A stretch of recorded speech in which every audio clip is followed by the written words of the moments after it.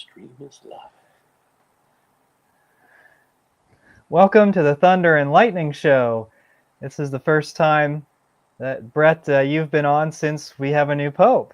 Yes. And I don't know if that was by choice. I think it kind of was, just because I had my reaction video and it was very inconclusive, I guess we'll say. But whenever you work in the corporate world, your boss calls you in after, 4 months on the job, the boss calls you in and says, we got to do our 90-day review. I know it's 120 days instead of 90, but corporate's going to be on my tail if I don't do this. So it kind of gives you, I don't know, whatever the corporate world has, fake grades or whatever. It says, all right, you're doing a great job, whatever, go back to normal and sign here and you're good. And then we won't do this again for another 9 months or so for your annual review. See if you get a raise. So Right. It's been over 90 days for Pope Leo. And so we're going to give him a grade. Well, I don't know about a grade, but we'll do his 90-day review. Exactly. We're going to see, we brought him on board. We want to see what we've got. Yeah, so I guess before that, Pope Leo doesn't have a boss, or does he? Well, he's just the stand-in. He is the vicar of Christ, unlike the previous occupant who was the vicar of, he wasn't. He said, I'm not the vicar of Christ. He said, let's take that title right out of the yearbook.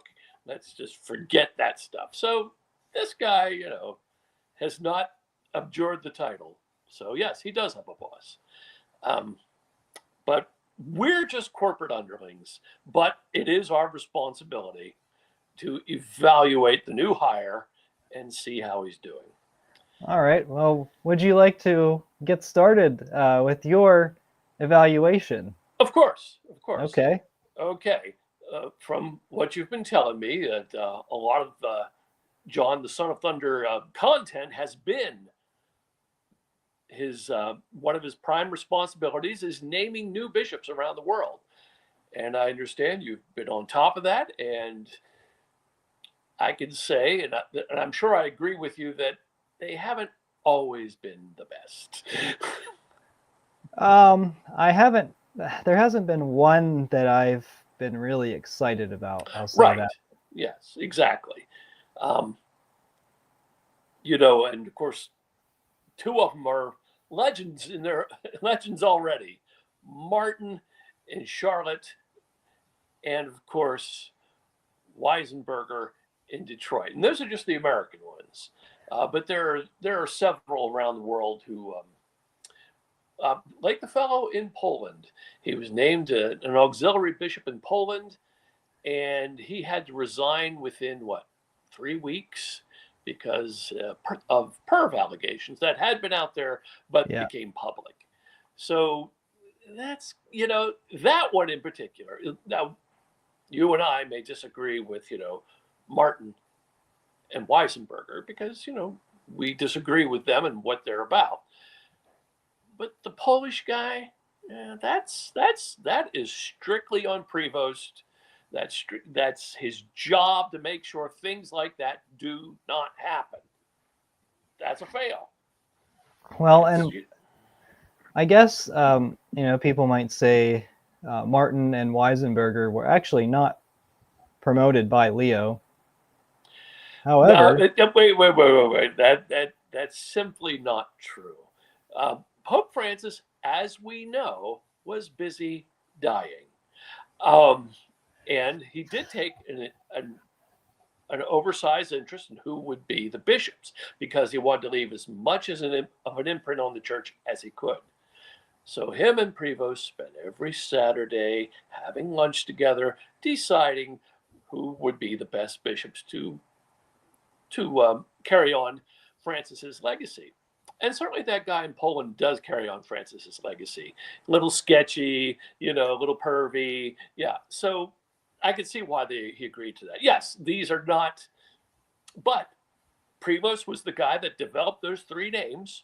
He's the guy that made the reports on the three names. He's the guy that sat down with the Pope and said, these are the three guys. So, yeah, he has a big responsibility, and he can't totally just walk away because, after all, one of the first things he did as a new hire was say, we're going to carry on the legacy of Francis. Francis, our Father who art in heaven.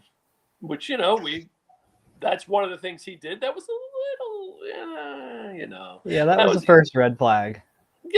Yeah, So, we laid out a lot for this guy. He's very important. A lot of hopes riding on him, but,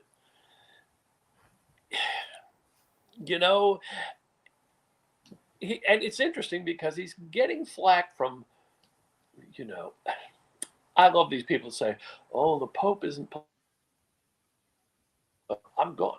I don't even understand what that means. Of course, the Pope is political. There is a conservative side. There is a progressive side. There's no getting around it. But both sides have critiqued him, which in one way is good, because he's his own man and he's not beholden to either side. On the other hand, it just means he's kind of wiffly-waffly, and he's kind of hiding and being, he's being very cagey, not very open. Well, I think we need to return to taking a look at these bishops. So I divide them into two categories. Okay. The first category is the ones that were appointed under Francis, and the second category is the ones that were appointed under Leo. All right.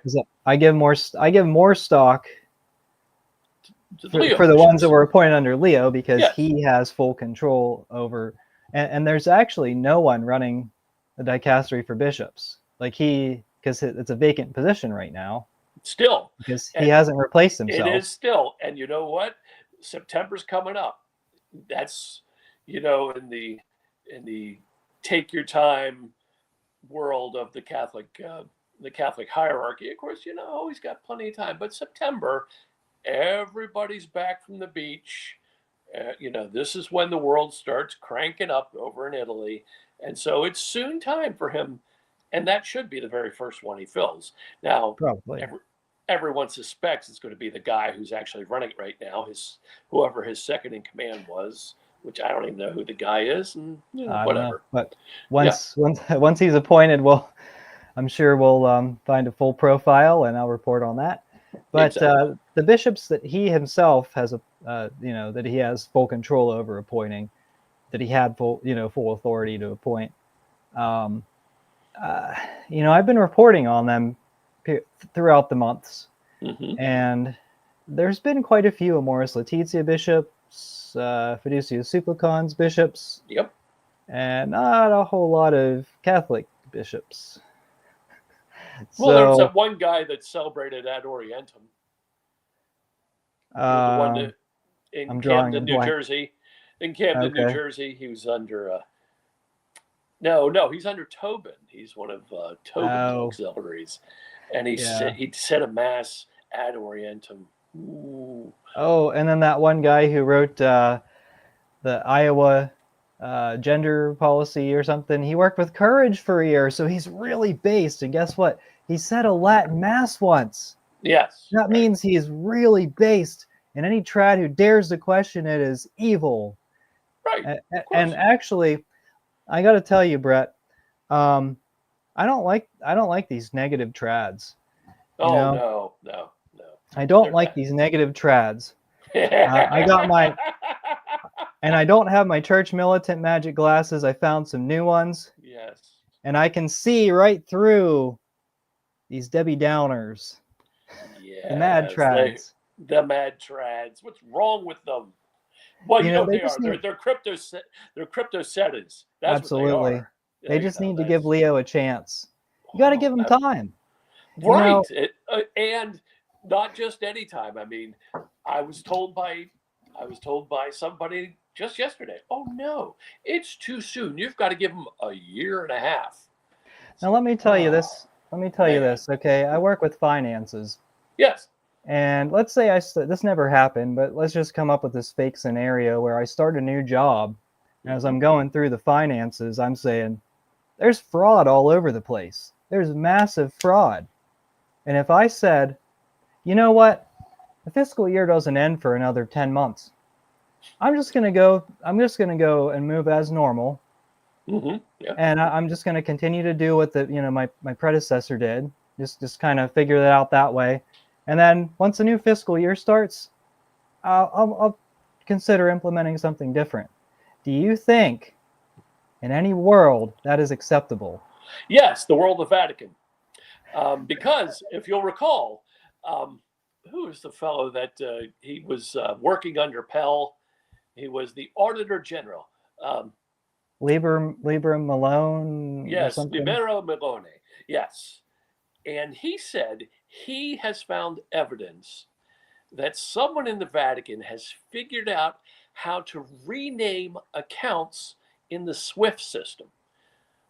Now, if this is true, first of all, it'll be, as far as we know, a first in the world. So there's that. But secondly, that what is being done about that? And let me listen very carefully. Oh, nothing. Nothing is being done about that. As a matter of fact, Libero Milone, he's not. In some ways, he's a very unintelligent man. I'm sure he's a bright fellow, but he's pursuing this in the Vatican courts. There is. Let me explain it to you, Libero. There is zero chance that you're going to get any sort of justice by accusing the Vatican of malfeasance in their own courts. Sorry, I don't know what you're thinking there, but as you say, they've got time. They make as much time as they want. Now, people, and there is a real time element to this because we are talking about the salvation of souls. And to give Leo credit, he does talk about that. He does seem to be genuinely worried about that. But he doesn't seem to be genuinely doing, certainly from our perspective, a traditionalist perspective, he doesn't seem to be doing too much about it. Although the Society of St. Pius X just marched in Rome last week. And what happened, John? What happened today? So, well, I guess you have to go back where they were listed on the Vatican's calendar of events, and they brought a lot of people, a lot of priests, 7,000. and the priests celebrated mass, and it was a big event, and everyone was really excited, and then today we find that the event never happened, or at least according to the Vatican, it didn't. Right. They removed it from their calendar. As if it never happened. Yeah. So, but he's a trad. Leo's a trad. Didn't you know that, Brett? Apparently someone told a friend of mine a friend of mine heard that his third cousin found out from his long lost friend. Yes. that Leo said the Latin Mass once. Yes, or something. I've heard that as well. It's amazing how that little rumor with no attribution and no backup has gotten around. Oh, but it's on good sources. Of course, whatever those are. Yeah. I'm sure they are. I'm sure they're excellent sources. It's a very strange. He's a very strange man.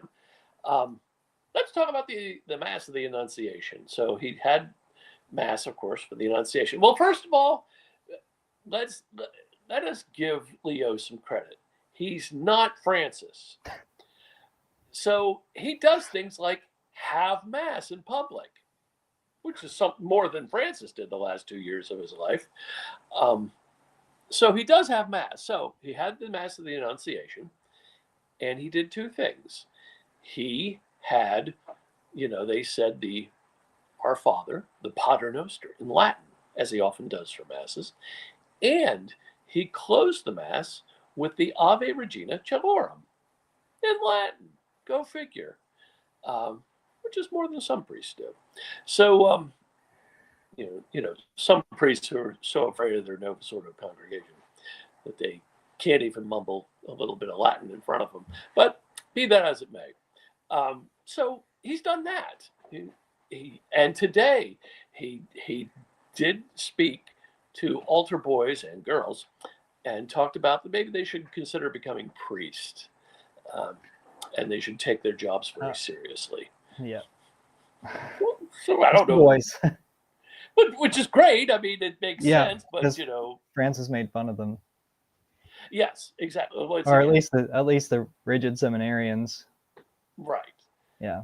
So that's nice. Leo is Yes. Yeah, nice. There's no question that he's friendlier than Francis. He's more balanced than Francis. He's smarter than Francis. Well, he's very intelligent. Yeah, he is. He's more educated than Francis. But that's actually he's more reserved than Francis. A lot more reserved than Francis. Absolutely. He's more what would you say? He's very much more deliberate than Francis. In fact, he hasn't really said much of anything. He said as little as humanly possible. And the words that he says, it's not. They're not really controversial one way or another. I mean, he tries not to be. It's just very basic. He shies away from controversy as much as he can. He wants to be loved, and that's he wants to be loved, and that's what's dangerous. Yes, it is. It's weird. In many ways, he is like Francis, the temperament aside. No. He'll tell people, he's telling people what he thinks they want to hear. Now, sometimes those people are the people in the square or the people in the press, and sometimes they're the people that have his ear and tell him what to do. And John, let's talk about tradition. And what is the tradition in the Vatican? But of course, that the Pope lives with a whole floor full of people in the Casa Santa Marta. We know that's a tradition, right? I mean, that's what Francis did. Yes, he did. He lived in the Casa Santa Marta, which people come and go in constantly, because when cardinals and big fish go to the Vatican, that's where they stay. So there's always people coming and going. He didn't want to be locked up in that horrible, that horrible apostolic palace with the papal apartment. No, he didn't want that. So he commandeered a whole hotel, and he lived on one floor, and he came and went with everybody. So Pope Leo is going to continue that tradition, but in a new, exciting way. So to hear the Vatican tell it, the apostolic palace sat empty for 12 years and it got moldy. It's an old building. It could have happened. So just like Francis totally redid his suite, his floor on the Casa Santa Marta, our boy Leo has done a full remodel of the Apostolic Palace, which still isn't done yet, by the way. And here it is. How many days? Well over 100. It still isn't done yet. He doesn't live in the Apostolic Palace. He doesn't live in the Casa Santa Marta. He lives in the same building that had the dicastery of bishops. It's basically where he was living before he was Pope. And who's down the hall from him? Why, the guy that they rehabilitated for child pornography. The priest that they rehabilitated for child pornography. He's down the hall. But Eddie, be that as it may, but they're getting ready. They're getting ready. And for the first time in the history of history, except for, of course, our late Holy Father Francis, the Pope's going to have bunkies. And not just any bunkies. They're going to be Augustinians, because he's an Augustinian. And his bunkies, he's going to have 4 of them. That's what we've heard so far. 3 of them are the papal dressers. Ooh, people who are really good with clothes. That's exciting. And of course, who's the big star? Who's the big get? Why, it will be Father Edgard. Yes, Father Edgard. Now, for anyone who doesn't know who Father Edgard is, he is the Pope's personal secretary. Him and Prevost and Edgard go back 20 years. As a matter of fact, they met when Edgard was an altar boy and he was 15 years old. And now he's a priest these days. And, of course, Prevost was 50 at the time. And they're literally thick as thieves. They do get their haircuts together. It's reported by the Vatican. They get their haircuts together. He is. The relationship between a papal secretary and his pope is always a close one, and it has to be a trusted position. And I think he definitely has that there. But they're all going to live together in the Apostolic Palace. Now, no one's ever lived in the Apostolic Palace but the Pope, ever. Now, it's not like he's a lonely guy, the Pope, because the second he gets up, there are people. And the second he goes out, there are people. And if he goes into the Apostolic Palace, there are people. There's always people there. But he's never had bunkmates before. These people, these 4 people, are going to have an oversized influence on what Pope Leo does. And this is new. This is another novelty, right up there with the Pope Emeritus and the Pope, living in the garden. So I think it's an awful idea. There they are, Father Edgard. Yeah, they get along, and we'll see what comes of that. I will not be shocked but that's just me. I didn't hear that last part. I said I won't be shocked if the whole arrangement ends up in flames and wreckage for them and for us. Well, let's take a look at, since we know that,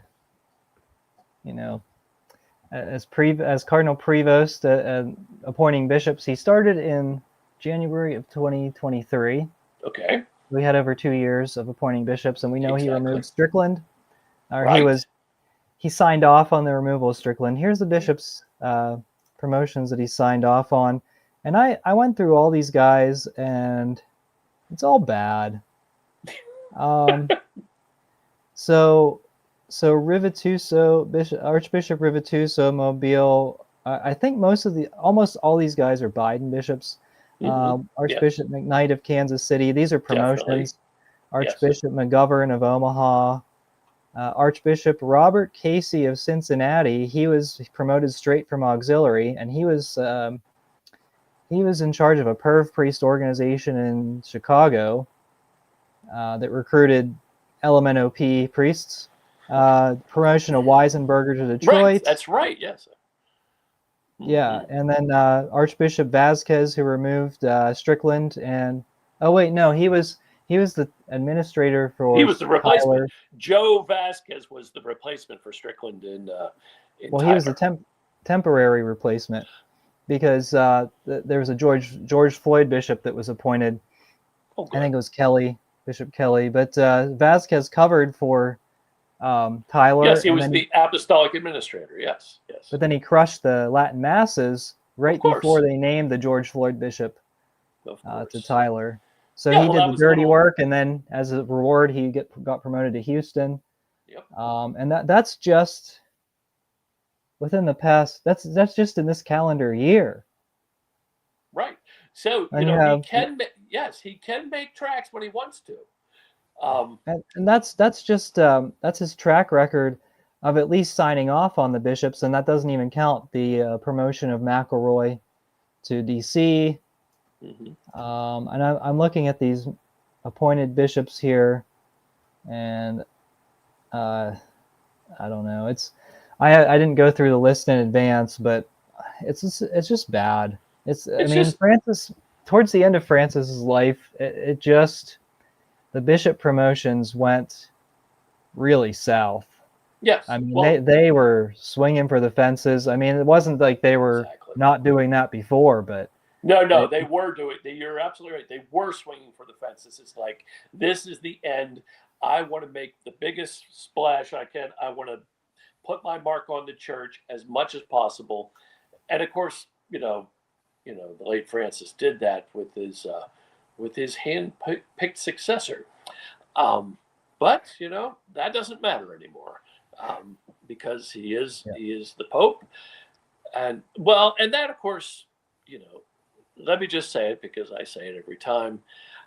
Um, 133 does not equal 120, and that's referring to the amount of cardinals in conclave.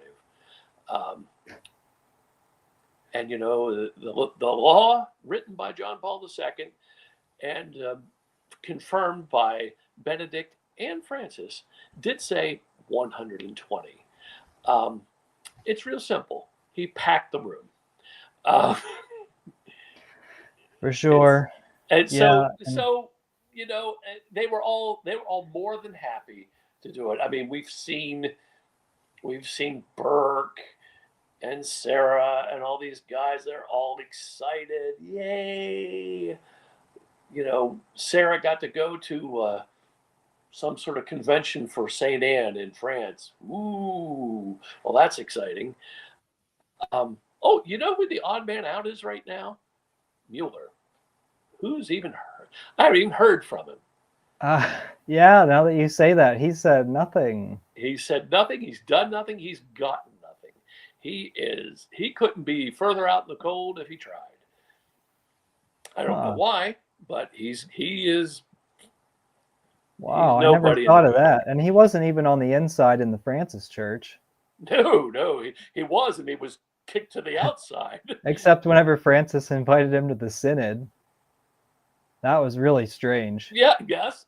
Well, I that was strange, and I don't know why, but Mueller was and is, although Mueller has definitely trended trad over the last couple of years, but now with Leo, I think they don't have any use for him, and I don't know to do if he's trying to reinvent himself again. A lot of these Cardinals do. It's like everyone thought Ouray from Canada was a real hard conservative. Well, he wasn't. He was just whatever. He was that Whatever because way the wind Benedict. blows. Exactly. And I'm beginning to think that our good friend Mueller, I won't be shocked if that's what happens with him, but he's certainly on the outs right now. Well, Yeah, I mean, he is. he didn't certainly didn't hold back when Francis was Pope, so No, well, no. once again, he picked. Well, he didn't even pick a side. He was thrown out of the Francis Church, so he Yeah. found out. He found out that there's a really good living to be made catering to trads. If you don't believe me, ask Cardinal Burke, ask Bishop Schneider.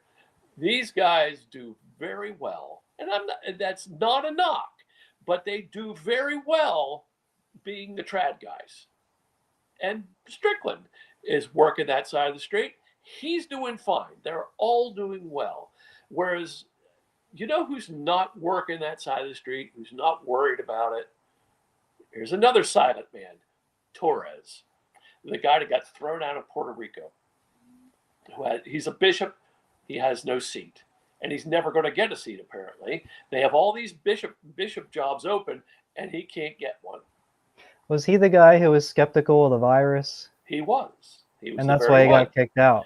Yes, and he wouldn't, nor would he send his seminarians to the one very suspect seminary. They were all supposed to go to one seminary altogether. And he's Hmm. like, no, I don't want my people to go there. I want my people to go to a different place. And they're like, no, it does not play well with others. And you know what? Like I say, he's kept a very low profile, unlike other people. Hmm. And like I say, there's Prevost who's been digging. He's making priest bishops now because, as we know, there were a lot of bishops, auxiliary bishops, that simply wouldn't accept a bishop's job under Francis. They were like, nah, I appreciate the offer, but on the whole, I'll just stay right where I am. and Yeah. and now we see the latest guy in America was another priest. And you of course eventually you do have to make some priests bishops, Yeah. and of course the bench is very thin. Um, as you've pointed out on this channel many times before, all these bishops are a million years old. They're all 75, and not all, but over half of them are 75 or older. I mean, it's a huge amount. It's a huge turnover, and meanwhile we've Yeah. got some of the bishops like well, I think Archbishop Wester is not going anywhere because he's near his end, and boy does he not care. And no one in the hierarchy cares that him and his boyfriend lived together in the same house, and his boyfriend was married to a man, but Wester rehabilitated him, and he's a priest in good standing. And he was on the marriage tribunal. Yes, he is on. He is on the marriage He tribunal. He wasn't. is. Was he is on the marriage tribunal? Okay. Yeah. Yeah. So And he had a civil marriage to a yeah, man at one point. yeah. So For 10 years. It's yeah. See, this is just like the Francis. This is that whole. These things are obvious and egregious, sins. well, And there's not one bishop, one cardinal, or a pope who'll say boo about it. They're just like, whatever. yep, and you can just ignore it and they'll go away, right? It's kind of Right. like I thought of this. I thought of this. It's like taming a wild rattlesnake with gentle parenting. Like, oh, it's don't bite anyone. It's okay. Like just be nice. So, Yeah, they'll go away. They'll go away eventually. yeah, just stay out of its way. It'll be fine. Yeah, just So, ignore it. Just ignore it. It's not going to do you any harm. right. So this whole thing is exactly like the Francis. This is exactly how Francis would handle things, and it is exactly how Leo is handling things. Now he does wear actual vestments, although he's been seen wearing the creepy Francis cross. He uses the creepy Vatican II staff. Yeah. The one with the melting Jesus on it. Um, you know.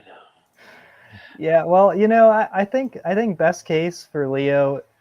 Oh, What?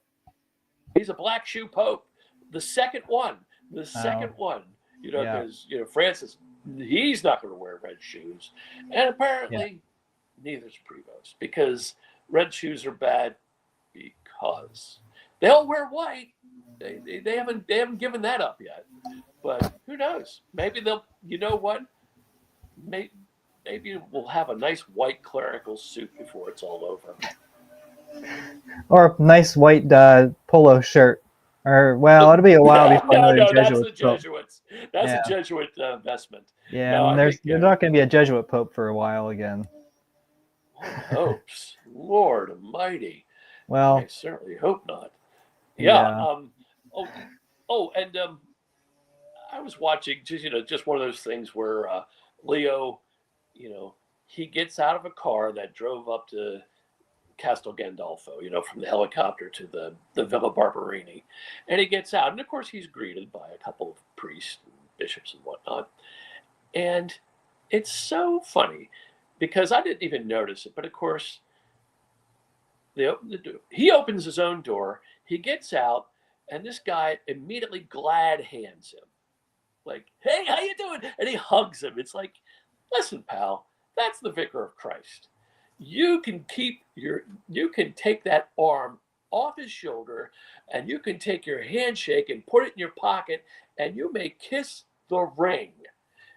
And these guys are the ones who are supposed to believe that stuff, but no. And of course, Prevost, Pope Leo's like, "Hey, it's good to see you too." It's like, come on, it's inappropriate. You know what? Bring back the Seta Gestoria. Let's carry him around on our shoulders.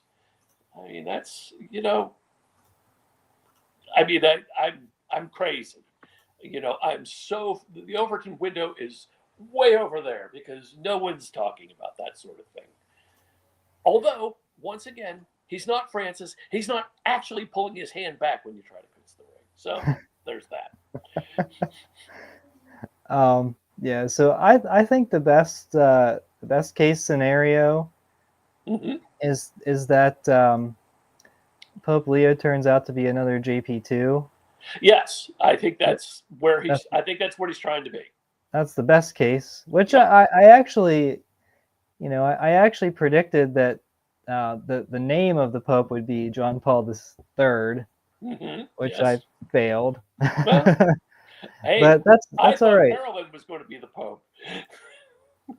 Well, That yeah, didn't work out. And yeah, none of us, none of the people we know, even guessed Prevost. well, no, because I didn't guess. I said no chance because he was Right. American, He's American. Yeah. and that leads to another thought. But I think with JP2, people say, "Oh, that wouldn't be too bad," but uh, he did name some horrible cardinals. I mean, like Yes. McCarrick and Bergoglio, and the Yeah. St. Well, Gallen that's enough. Mafia, and Yes. Not to mention some of the people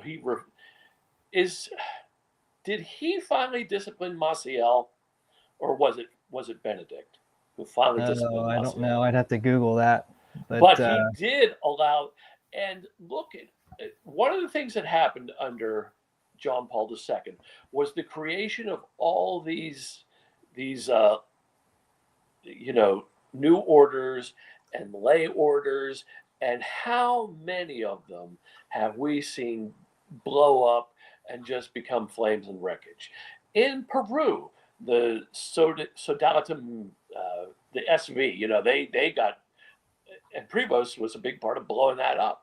And let's say it was a good work. They stole land, they perved, they did all these things. And there's the IVE, which was McCarrick's favorite order because yeah.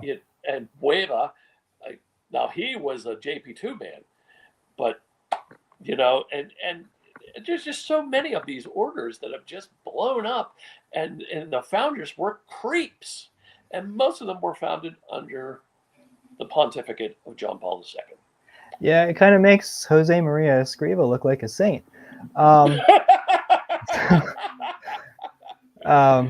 Oh my! I had to throw that in there, but anyway, Yeah, well, good. JP2, I'm reading a book on Fatima.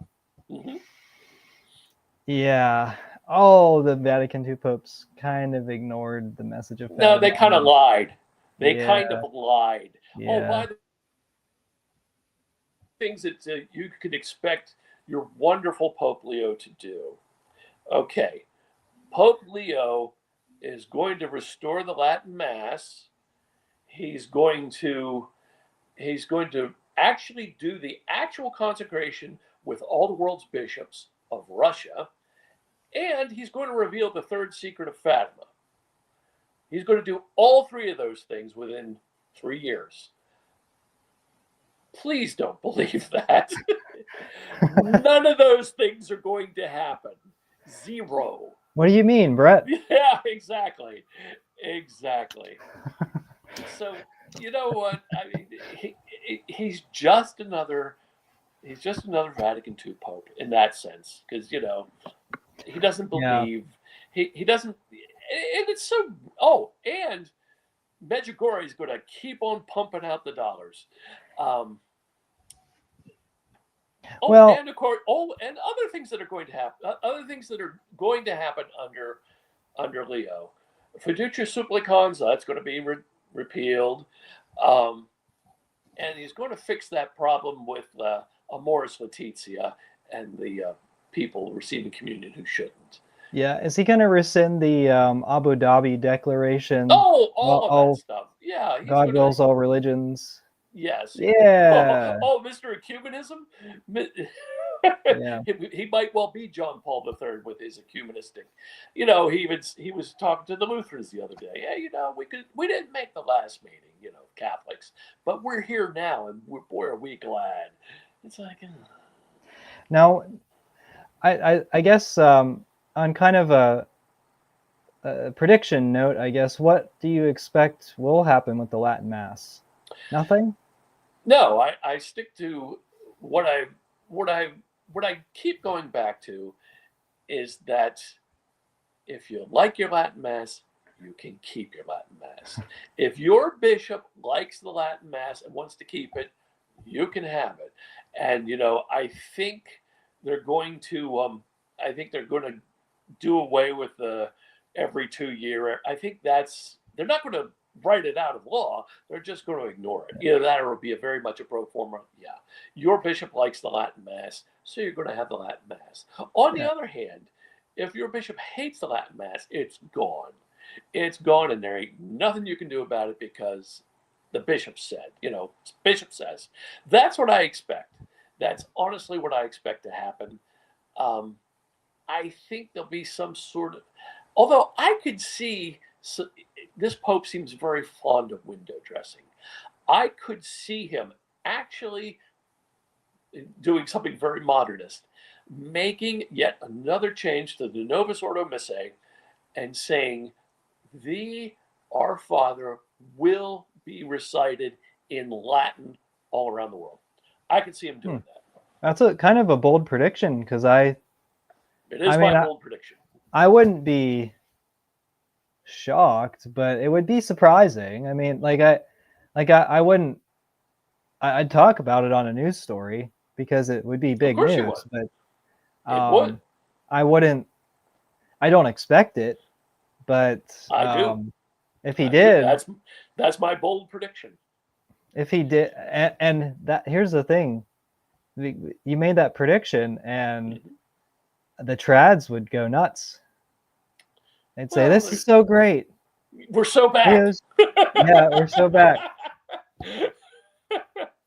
Or maybe if he encourages the Kyrie, saying the Kyrie I think he would start. I think it's fairly obvious. If he does it, it'll be the Our Father first.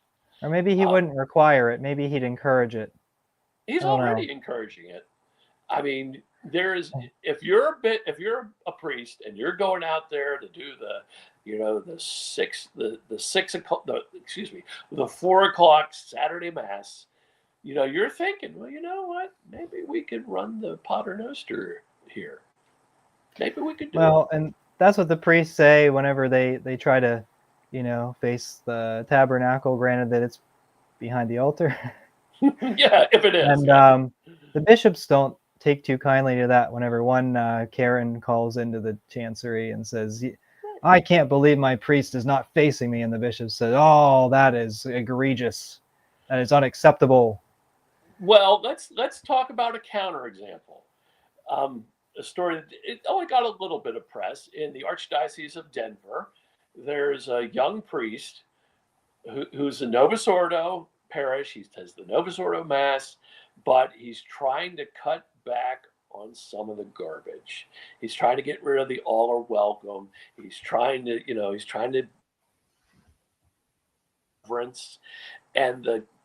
and his congregation does not want any part of it. They have a petition with 500 names that they gave to Bishop Aquila, Archbishop Aquila.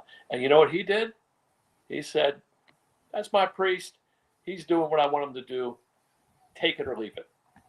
Now, which is exactly the opposite of what Latin Mass people were told. Because we would say, oh,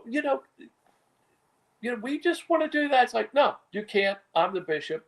I'm standing behind the priest and wants to take this away from you. Get over it. We get that all the time. But now they're getting it. It's very interesting when the shoe's on the other foot. And of course, they're crying the blues. Ooh, we can't have our kiss of peace, and we can't orans for the Our Father, all that stuff. He's yeah. Well, this is just cleaning up. This is just cleaning up some of the worst excesses of the no. Well, and for your example, though, I mean, You got to admit that Archbishop Aquila, I think is his name. Yes, yes. He's one of the handful of bishops in the entire United States who would actually say that. Right, he is. The rest of Absolutely. them, like Bishop McKnight, Hmm. remember his story about how he banned the All are song welcome. "All Are Welcome," and Yes. within a few days, he said, "Up, just kidding." Yes, I do. I do remember that. It's like, oh So, boy. I mean, uh, can you imagine a priest doing an Ad Orientem Novus Ordo in Detroit? No, because No, Weisenberger banned it. yeah. Oh, and it's So, even worse in Martin's Charlotte. well, Remember that list of things that you're not yeah, allowed but to do at the Novus Ordo? I It think was he like, kind of, I think he wants to stay out of the headlines for a little while. I think he's well, going to wait to crack down on that for a little while. I yes, think you're right. Weisenberger is the big one. He's got the guts, and he's not. He's already done it. It's like Yeah, week 8 of all those people getting their. And you know what? I don't know what's happened in Detroit because it's barely out there. No one's really crying. No one's really saying anything about it. The deadline came and went, and it's like not a priest has said anything. Frankly, very few of the parishioners and lay people have said anything. yeah. I It's mean, like, and well, they're that's just like, oh, yeah. They'll our roll over and play dead. excellency, our apostle has spoken, Yeah, whatever. they'll And, shut up and they'll withhold their donations for a week, and then they'll say, "Up, I'm going to go to a really reverent Novus Ordo, and I'm just going to give them my money to the right, really reverent Novus Ordo." And then when the priest is transferred, then it'll just be another clown mass. But right, you right. have to find another parish, and you'll just continue parish shopping, and Oh, parish shopping, that's bad. yeah. Well, I mean, pretty soon you won't have a chance when all the Novus Ordo parishes are closing. But anyway, Exactly. I want to say this. I don't know if this will be controversial. Not controversial. I don't know if you'll agree with it though. Hmm. But I feel like we're kind of at a really, what do I want to say, like a dangerous point in the church, because Pope Leo could very quickly make the Catholic Church irrelevant. I know Francis did his Hmm. best, and Yes. irrelevant in terms of converts, Hmm. because there are a lot of men converting to Orthodoxy. There are a lot of young men that are very conservative and they reject the world, but they see the Catholic Church embracing the world. Yes. And so they're turning to Orthodoxy because they see a pope worship, or they see a pope kind of watching on as people are worshiping a Pachamama idol and saying that all religions are equal and authorizing the blessings of LMNOP couples. And Pope Leo, it's tough because he's from the United States, so there's not really a lot of enthusiasm. Even in the United States, I mean, everyone was like, "Whoa, he's American." But then Hmm. I feel like it's just kind of, I mean, if he visits the United States, would there be any more people going to see him than they did Francis? Oh, I absolutely. mean, Absolutely. Oh no, so I think in the United States, well, you sure, got to but remember, you know, it started, I think it really started under John Paul II, but there's a real machine at the Vatican. And if you don't believe me, pray to Saint Carlo Acutis. Um, if they want to promote something, they will promote it. And if Leo comes to America, and he will eventually, um, if Leo comes to America, believe me, it'll be the biggest thing in the Catholic world for years. It, I mean, it was a big deal when France. So odd to hear him. One of the interesting things was, like, you could hear John Paul II, who had decent English, of course, yeah. and he spoke like a man. And then you had Benedict. Oh, please don't put that up. That's so horrible. You mentioned That's you such meant a horrible statue. you mentioned my Oh, favorite saint. I have to. yes, of course he is. You have a strong devotion. As I've said many times, good kid. I'm sure he's a good kid. I'll I'm sure. stipulate. I will stipulate probably a better Catholic than me, although his friends didn't think so. Um, but his mama loves him. And of course, Yeah. why should, he died in 1995. So that's 30 years. That's long enough, right? I mean, yeah, sure. He used a Yeah. computer. He used a computer, John. Oh, he made a And PowerPoint. he wore sneakers. Yeah. And he played video games. Yes, he did. Oh, Yeah. how exciting. How exciting. Yeah. Yes. Anyway. But anyway, there's a big Vatican machine. It's pumping up Acutis right now. When Leo comes, believe me, it's going to be a big deal. But right now, but Leo, as we know, he's walking softly. He doesn't want to make. He wants to go under the radar as much as he humanly can. And they're like people like us. We're paying attention, but of course, already the world has moved on to like the next thing. What's Trump doing? Yeah. Which war am I watching today? Is it the Israel war or is it the Ukrainian war? Well, the world's moved on. And I say part of the irrelevance is also the bishops that he's continuing to appoint, because no change. Because and that's very irrelevant, because as you continue down the path of the world, you just blend in. Right. And so that's what the bishops are doing. And that's kind of exemplified by when Cardinal Prevost visited Chicago, was it a year or two ago, where there was hardly anyone that showed up to hear him speak? Right, because he was a cardinal. Who cares? And he wasn't a prominent cardinal. He wasn't Syrah. He wasn't Mueller. He wasn't Burke. Can you imagine traditionally? like before Vatican II, if a cardinal showed up to your parish, wow, you would have enormous. The entire town would be there. Yep. The church would be, it would be like packed. Yeah. The sidewalks outside the church would be packed. Would be full. Exactly right. Yes. Because you couldn't get in the church. Please bless us. Please bless. Yeah. Because you couldn't get in the church. So yeah, and they'd be wanting the blessing. I think of Hollerich whenever he showed up, Cardinal Hollerich. He may have even been more radical than Francis. Yes, the homosexualist. Yes. And he showed up to a festival in the Midwest somewhere, and there was a guy. You remember the guy who famously confronted him? That I forget what question he asked. There were so many heresies. I forget what he asked about, if LMNOP men or something. If their relationships were willed by God or something, I don't know. But Hollerich was very caught off guard, and well, he's not used to people getting inside the bubble. But the fact that someone just walked up to him and asked him the question, the fact that you could even shake his hand, right, is a big deal. It's a cardinal. There's only 120. Well. 133. Yeah, in the United States. Well, and there's more with the ones who are retired. Yes.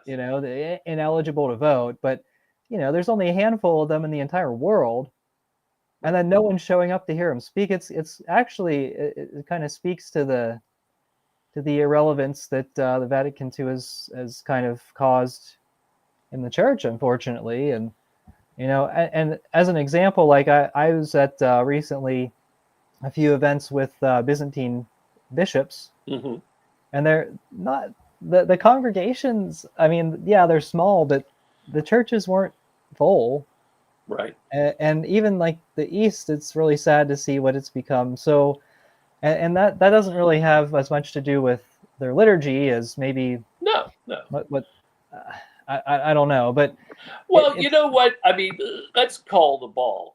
I mean, you have Orthodoxy, and you have Catholicism, and you have 1054. Now, and what happened? Orthodoxy kept its territory, except where it lost it to Islam because they were physically. And what did Catholicism do? It expanded and it went around the world. And we're seeing that today.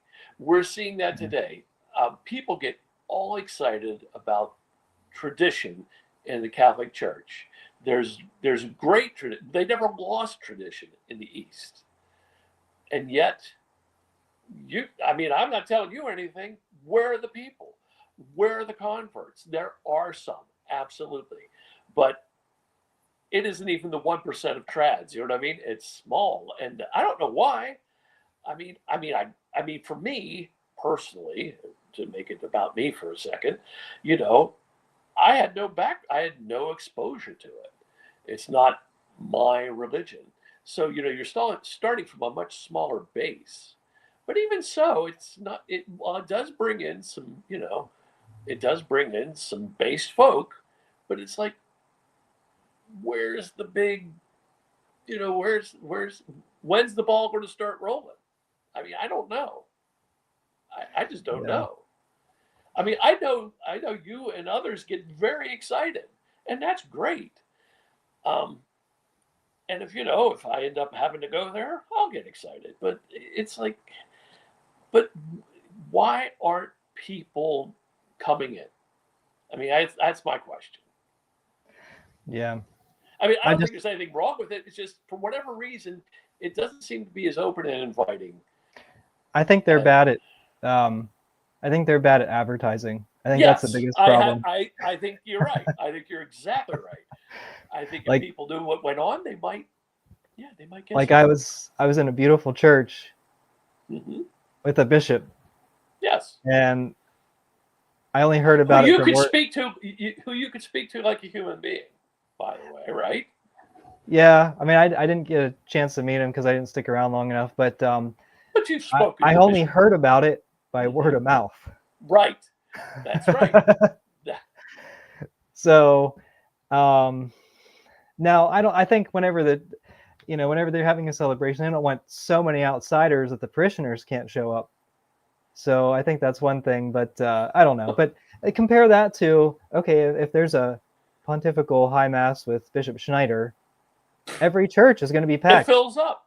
It Yeah. fills up. I mean, Cardinal Burke had a mass that was televised on EWTN Hmm. on a random weekday, I think in the middle of the afternoon. Hmm. How many? Yeah. I didn't watch it, but how many people showed up to that? I would imagine an extensive amount, and just a random day and a random time. Great. So, I mean, there's And a lot of enthusiasm around tradition, and yes, there is. Um, not so much around modernism. So, well, that's well, we know. I mean, this is another thing where there's just nothing but silence from the hierarchical church. They're going away. they, they're shrinking. They're running out of money. They're running out of vocations. They're running out of parishioners. Their churches the buildings are falling down and being converted into sports bars, and yeah, mosques. yeah. It's like, and they will not sell to like the society, and they won't, and set as need not apply, of course. Um, Well, what if they identify as not Catholic? Then they could buy a church, right? well, yeah, then we'd have to reach out to them ecumenically, So which they is actually, so Sede Vacantes actually are Catholics because the institutional church refuses to sell their buildings to them. right. That's an There you go. indication of being Catholic. But we can. I can talk about orthodoxy, but let's talk about Sedevacantists. There's like three of them there, and they don't have any pennies to scrape together. I mean, Well, relatively speaking, I mean there are some, like the Roman Catholic Institute has some nice buildings, um, especially what? down in Florida. Yeah, But they have that beautiful cathedral and convent and school down there. There's a couple places. Um, the Society of St. Pius X. Well, we know what they have. They're building these yeah. fancy churches all over the place. Oh, yeah. And some Um, of them are standing room only. So, right, a lot of them are um, standing room only.